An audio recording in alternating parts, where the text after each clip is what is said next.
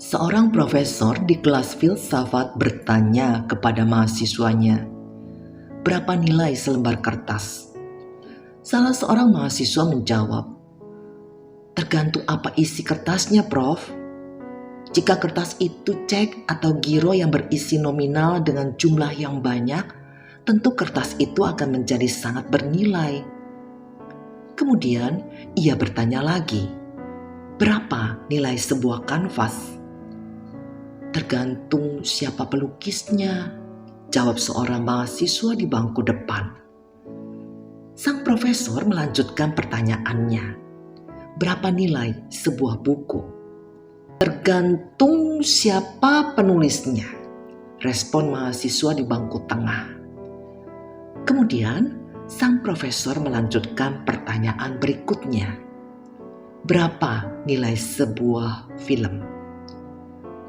"Tergantung siapa pemain dan sutradaranya," sahut mahasiswa di pojok belakang. Sang profesor kembali bertanya, "Lalu berapa nilai sebuah kehidupan?" Kala itu tak ada seorang pun yang menjawab. Beberapa saat kelas menjadi hening. Lalu sang profesor memecah keheningan itu dengan berkata, "Tergantung bagaimana kita mengisi kehidupan kita setiap hari." Ingatlah, kehidupan di dunia ini hanya sementara, bukan selamanya. Sehingga jangan salah mengisi kehidupan kita.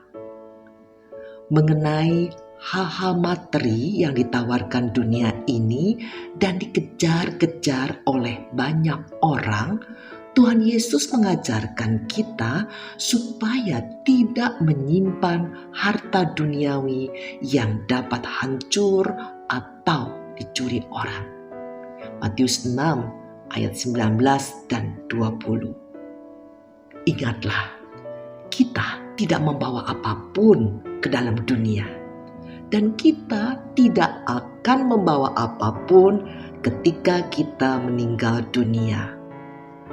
Banyak orang salah mengisi kehidupannya karena hanya mengejar keinginan daging, keinginan mata, dan keangkuhan hidup. Sesungguhnya semua itu adalah fana dan tidak bernilai.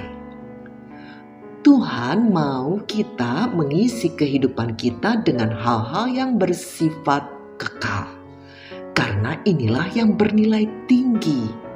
Efesus bab 2 ayat 10 berkata, "Karena kita ini buatan Allah, diciptakan dalam Kristus Yesus untuk melakukan pekerjaan baik yang dipersiapkan Allah sebelumnya. Ia mau supaya kita hidup di dalamnya." Pekerjaan baik di sini berkaitan dengan melayani Tuhan sebaik mungkin dengan talenta yang diberi kepada kita masing-masing dan dengan kekuatannya, yaitu ketika kita mengasihi Allah dengan menaati perintahnya. Ketika kita mempertahankan iman di tengah cobaan dan godaan dunia yang dapat membuat kita keluar dari rencananya. Ketika hati kita dipenuhi oleh belas kasihan kepada orang miskin dan orang yang kurang beruntung, dan ketika kita berusaha meringankan penderitaan mereka demi namanya. Saudara, ketika kita mengisi kehidupan ini dengan melakukan perintahnya, maka sesungguhnya kita sedang membangun kehidupan yang bernilai tinggi. Karena hal inilah yang bersifat kekal.